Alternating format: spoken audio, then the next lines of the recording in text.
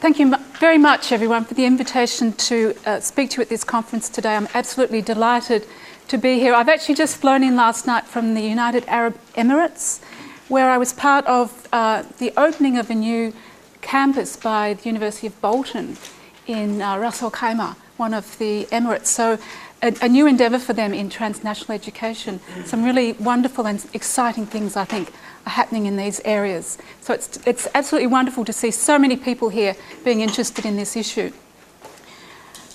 I'm going to talk to you about this topic for about 20 minutes. I'm then going to show you some slides from our website, the Teaching International Students Project at the Higher Education Academy. But then I want to leave a lot of space, a lot of time for questions and comments from you. So I'm hoping that we can engage in a conversation. You can see there is a question mark there. I'm hoping that we can prompt some debate and some questions.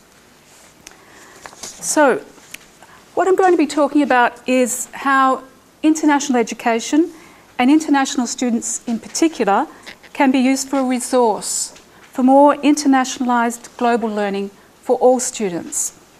I'll argue that despite radical changes in the nature of our student population, our teaching and learning practices have changed relatively little. But they need to change as our students change, and so do the context in which we teach them. Can everyone hear me at the back? I'll use this. I will talk about how universities' responses to international students have changed over time and what still needs to occur to make sure that we take advantage of the global flows of people, ideas, perspectives and values. And I will introduce a project hosted by the Higher Education Academy called Teaching International Students, which has been designed to encourage and support lecturers who are interested in internationalising their curriculum and their pedagogy, not just for international students, but for all students in a more globally orientated world. International students provide us with the opportunity to learn about how things are done differently in different parts of the world. As the world becomes more interconnected, we need to prepare all of our students for more global learning and working contexts. The UK has been very successful in attracting international students to our university campuses, yet I believe that we are not taking sufficient advantage of their cultural capital to help to prepare UK students to also be global learners, global workers and global citizens. We can do this by internationalising our pedagogy and our curriculum in ways that provide benefits not just for international students, but for all of our students. Universities are at the forefront of global interconnectivity through unprecedented levels of academic and student mobility. But are we taking advantage of these opportunities for the generation of new knowledge and new skills? Or do we risk being complacent about the superiority of British academic ways? Internationalised education is becoming more commonplace across the globe as schools and universities and students vie for the competitive advantages that international education brings. At a deeper level, and perhaps on a more positive note, I'd like to start with an affirmation of the importance of the work of those of us involved in international education and in preparing students for more globalised lives and work, and for all those who cross either physical or cultural borders. We may not see it as our students move through our classrooms each year, but international education changes people's lives. It transforms their life chances, their careers, and their worldviews. We rarely know what happens to our students 5, 10, or even 30 years later, but we do know that international education has a transformative effect on people's lives and on the world. It changes their worldviews, perspectives, and networks from national to global ones. My own personal experiences are an example of the transformative power of international education. I've been an international student 4 times, twice in China and twice in the UK. My first time was in the early 1980s when I spent 2 years studying in China, doing a degree in the Chinese language. Following graduation, the hardest thing I've ever done in my entire life, but also the most enjoyable one. The experience was formative. It made me the person, the researcher, and the teacher that I am now. It made me not just who I am, but what I think, how I speak, how I interact with others, and even how I think. It gave me opportunities that I could never have expected if I had stayed in Australia. When I later came to the UK to complete my postgraduate studies, to my surprise I experienced similar difficulties to those I had in China. I didn't have the background knowledge of students educated in the UK. In my first lecture, when the lecturer mentioned the Education Act of 1944, which was clearly code for a whole lot of very important information about the British education system, I had no idea what this meant at the time. I do now.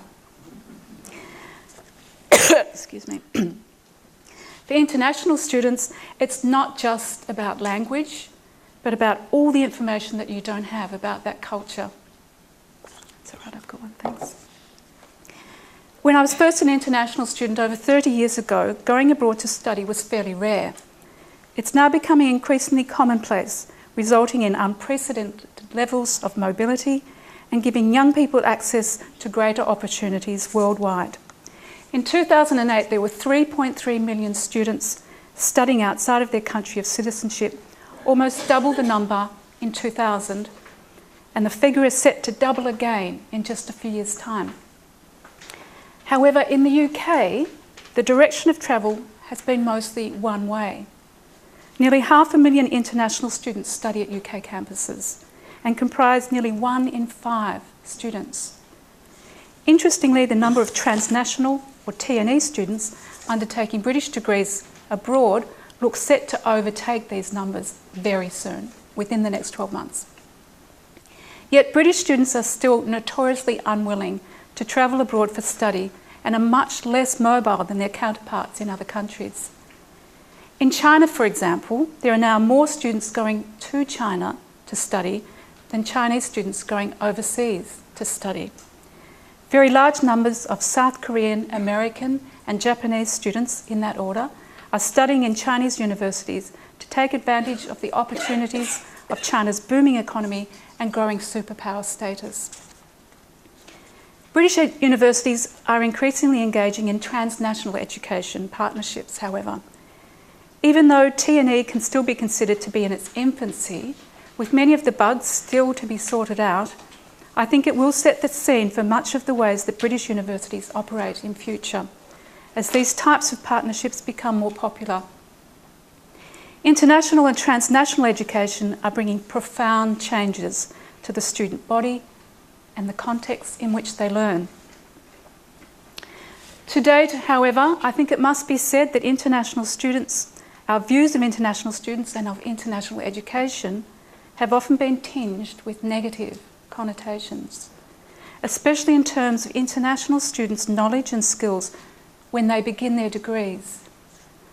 The literature on international students has been largely characterised by a deficit view.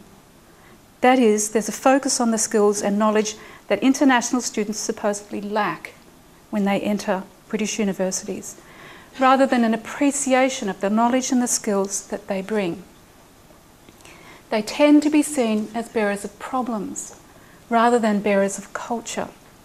And yet most of them have been very successful in their previous learning environments and have already shown resilience and versatility by crossing physical and cultural borders. Is it time for us to reconsider the way that we view the backgrounds and experiences, knowledge and perspectives of these students, and whether our curriculum and pedagogy and the context that international students are helping to shape are still fit for purpose? Based on my own personal experiences over the past 3 decades and my research in several countries over the past 15 years, my own view is that international students can be a source of internationalised knowledge and skills and an asset to learning for all students in more internationalised contexts. But this requires a reassessment of our teaching and learning practices in the context of these new realities. Yet it must be acknowledged that the changes in our working context do pose challenges for those of us working at the chalk face, and it's important that we recognise and respond to these. From my own and others' research in several countries, it's clear that these challenges and difficulties are well known. So this gives us an opportunity to address them in an open and honest way. We need to reflect on our own teaching and learning practices to see what may need to change. This is necessary to ensure that all of our students, regardless of their country of origin, have their best chances of success and receive a high-quality education that will serve them well into their future lives and careers. We know that these massive changes taking place in higher education are radically changing our universities, and with it the ways that we need to teach. But we continue to teach as though our student body is a fairly homogenous one. In fact, many of us now often have a majority of international students in our classes who may have unfamiliar previous educational experiences and therefore different expectations about teaching and learning. These students have to learn new ways of interacting with teachers, with other students, and with unfamiliar forms of assessment and methods of expression. And they need to learn them quickly, as well as possibly learn a new language and new disciplinary vocabulary and concepts all at the same time. International students may not know what's expected and required in their new environment, but they're usually very willing to adapt, and it's important that they receive assistance and guidance in doing this. They need lecturers to help them bridge the gaps, and this means knowing what these gaps are likely to be for them. It means becoming aware of what might be new and unfamiliar for them and teaching them about the expectations and the skills needed in their new learning environment. Without this support, and added to the cultural and language shock that they may already be experiencing alongside academic shock, these challenges may become overwhelming. International students do well, but they need support, especially in the first 6 months of their study. International students do come to the UK or enrol in British courses for a British education, but they also want to be successful, and there's much that lecturers can do to ease their transition and support their learning. By assisting international students to play more active roles in class and giving them opportunities to show what they know and what they think, and to have this valued and rewarded. This then makes this knowledge and these perspectives available to all students to learn from. In turn, this creates more respectful learning environments where there is a mutual and reciprocal learning and understanding, and new, more globalised knowledge is created. Yet the picture is far from rosy. We know from both qualitative and quantitative research in the UK that international students report particular types of difficulties, and these endure. These include lacking required background knowledge, participating in class, having their abilities recognised in assessments, and being able to mix with other students beyond their national group. We know too that international students in the UK are less satisfied overall than their UK counterparts. And I just want to show you some statistics from research that we've been doing as part of the Teaching International Students project. We've done an analysis of the national student statistics over the last 5 years, and we've broken them down for the first time looking at home students compared with UK students. You can see 5 years ago there was a very large gap. We are closing the gap. You can see that there's now about a 3 to 4 percentage point gap. What's a really interesting statistic within the international students category is that EU students are the least satisfied of all. So it's improving, but this is for question 22 overall. I'm satisfied with my course. We've looked at all 7 questions, apart from one, feedback. This is true for all categories, and it seems to be plateauing. We're doing better, but we're still not quite there. There's still work to do. And if you look at the statistics in more detail, this is a very large data set. This is about 1 million students. So 4 to 5 percentage points is a significant difference. You can see too where I've highlighted the figures in yellow that international students are about one category less satisfied. They're more likely to be ambivalent about their studies. Our graduate data does not pick this up. It's a kind of a yes-no answer. If we look at teaching and learning issues, we do still have some problems. I would also argue that since international education is such a major thing for those students, they should be feeling much more positive about it than they seem to be.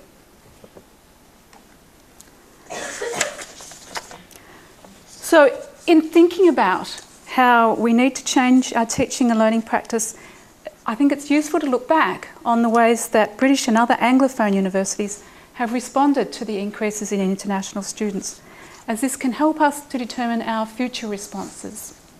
It's important to recognise that our approaches to teaching international students have changed over time. I think it's possible to identify three distinct but overlapping phases in our responses.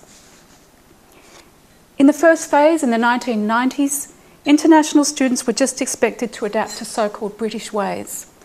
The focus was how international students were lacking in certain Western academic skills, and foundation and remedial programs proliferated. Although these types of programs are undoubtedly beneficial for students, they place the onus on students alone to change and adapt. Crucially, debates at that time failed to engage with academics who were teaching international students.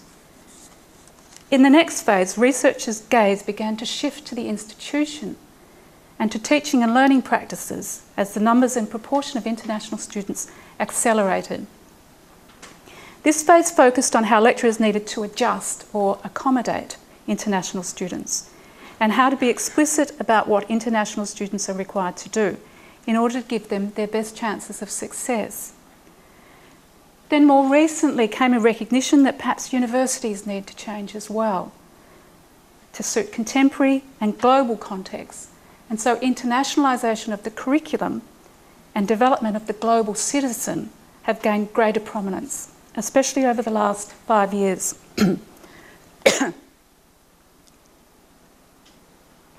Excuse me. In the third and current phase, universities are actively pursuing internationalisation agendas. This has led to debates about internationalisation of the curriculum and the internationalisation of higher education more broadly. However, these debates are largely located in the policy domain and generally ignore what Jerome Hussman calls the cultural dynamics of teaching and learning. Phase 3 thinking, with its emphasis on policy, risks ignoring the potential for taking advantage of the flows of international students in positive and innovative ways.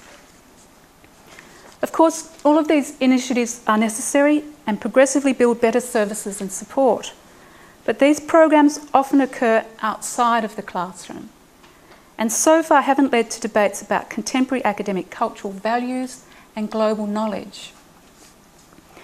I believe that we are entering a fourth phase, where universities' internationalisation rhetoric is commonplace, international students are no longer a minority group, and transnational education partnerships are becoming more prevalent. This means that different academic cultures are becoming more visible, and this provides opportunities for greater collaboration and mutual learning about new ways of working and learning, if we choose to take advantage of these opportunities. In contexts where there are large numbers of international students, or in transnational contexts where lecturers are increasingly being required to work, the lecturer can in fact be the cultural outsider. And issues of difference may more readily come to the fore and be made more visible. This can cause tensions, or what I like to call pressure points, if they're not recognised and handled well. It's important to be aware and respectful of the needs and sensitivities of international students, and equally to be mindful of local needs and contexts and partner interests in transnational education contexts. We can't possibly know about all the cultural backgrounds of all of our students, but we can develop a meta-sensitivity or a meta-awareness of our students' needs. We can learn about what's likely to be difficult or unfamiliar for international students and how we can better support them. The everyday pressures and challenges of teachers may dominate our thinking when we're in the thick of designing a course, organising learning activities, or assessing students' work. But these opportunities should also give us pause to reflect on the possibilities for new and more generative ways of working with students and with colleagues. All of the universities that I've taught at over the past 15 years have had very large numbers of international students, both on campus and offshore. Until last year, I taught at Monash University in Australia, Australia's largest university with 5 national campuses, as well as branch campuses in Malaysia, South Africa, and Prato in Italy, and operations in many other countries. 1/3 of students are international, with 10,000 students from China alone. One thing that I found from my own teaching in such multicultural and multinational contexts is that no one is a home or a local student. Everyone is international. And this gives rise to much more diverse and rich discussions, development of new knowledge and ways of working, and recognition of and respect for other perspectives and values. But there are challenges as well as opportunities here too for both lecturers and students. In one course I taught, for example, a Vietnamese student admitted in a personal email to me that he felt intimidated by the long and detailed posts made by the native English speakers, and he was worried that he'd be marked down for his more reticent and shorter responses. Another student was about to go to Malawi to teach and was anxious about working in the education system there. But another student in the course who had migrated to Australia from Malawi was able to allay her fears by giving her advice and guidance. During the Sri Lankan Civil War, students from both sides of the conflict were able to rationally discuss the reason behind each other's viewpoints, and they came to new understandings. As one student commented, our class discussions were like a mini United Nations. Much learning can occur between students when we give them the space to do this. Too often teaching is a one-way endeavour and is seen as unidirectional from teacher to student. Yet, especially given the sometimes very different classrooms of today, or the neutral ground that transnational education can provide, this is an ideal time for lecturers to be able to stand back from their conventional ways of thinking and acting and explore other possibilities through the insight that stepping out of one's own culture can bring. It gives us an opportunity for self-reflection and to see ourselves anew, to develop self-awareness and self-reflection. This capacity for self-reflection is a powerful tool, both for learning and for research, and something that I'm indebted to from my Chinese education. Confucian education advocates that one must first reflect on oneself before reflecting on others. And self-reflection is a requirement in Chinese education that is generally missing in Western education, where there is a more combative stance and an emphasis on critique of the work of others. It's also helped me to understand that there are different ways of expressing critical thought.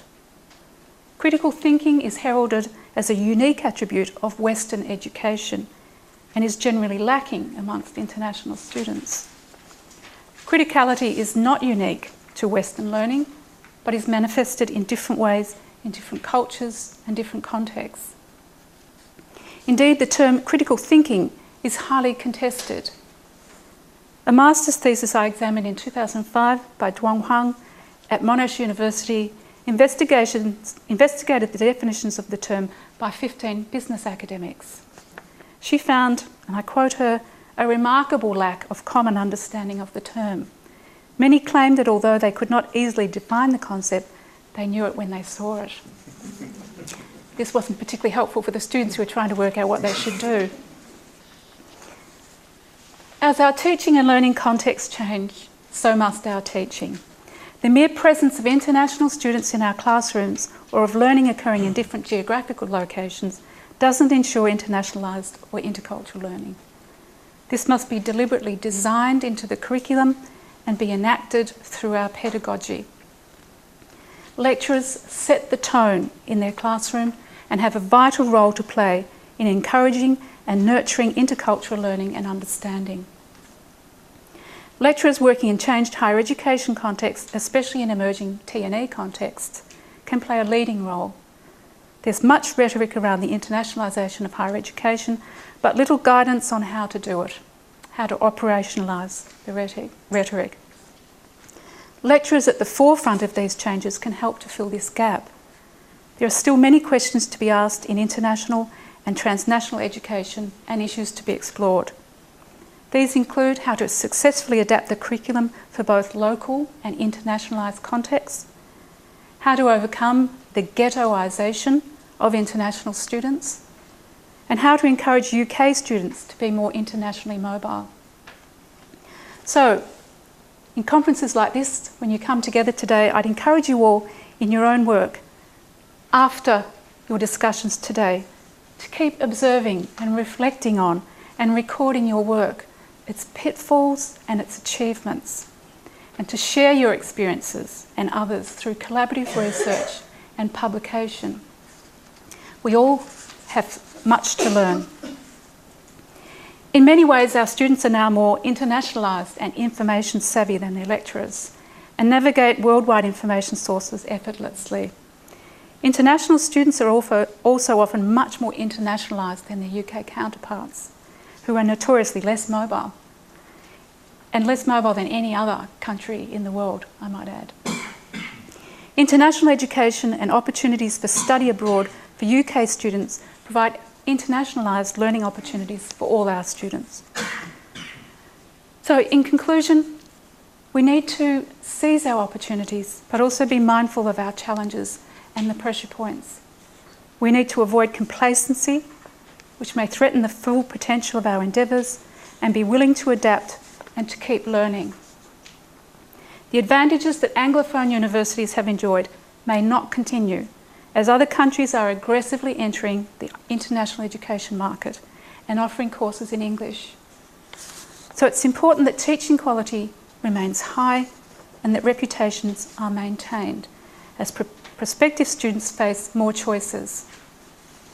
We need, I believe, a new direction where teaching draws on internationalisation agendas and debates, but transforms them in productive ways of working with international students and with international colleagues in changed and changing learning contexts. We need new ways of looking at learning across academic cultures. International students can become an integral part of the learning environment and a source for mutual adaptation and learning for staff and for all students, if we see them as bringers of culture and allow space for them and for the rich interplay of past experiences and learning. More global learning experiences for all students starts with recognising and valuing others' academic cultures and approaches.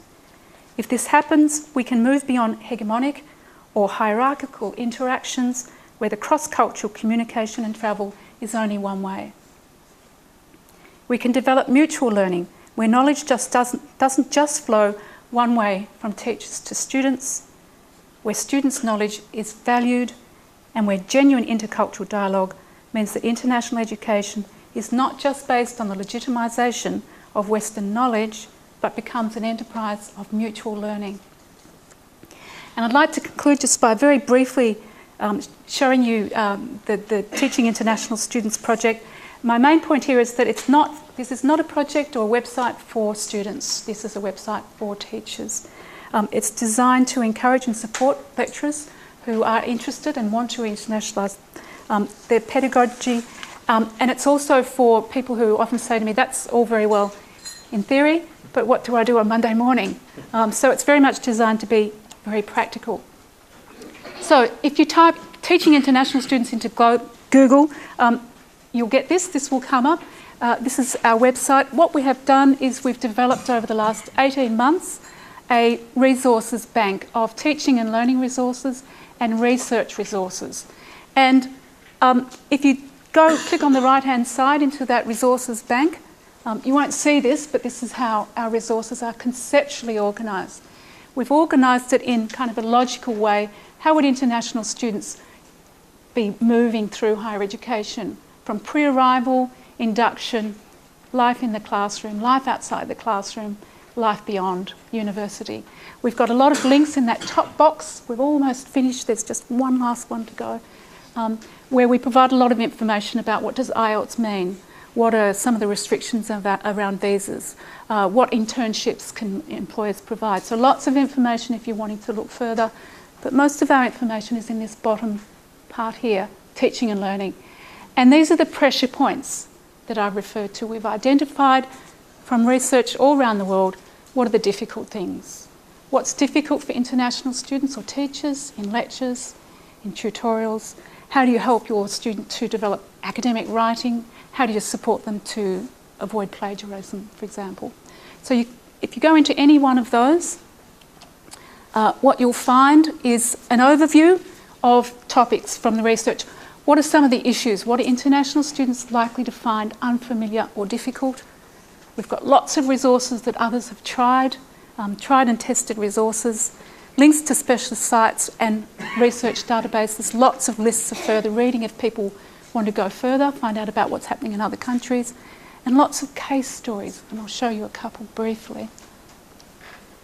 So, for example, if you're going to transnational or multimodal teaching, I'm not going to go through this, so I'm hoping you'll all have a look at this after this session later after today.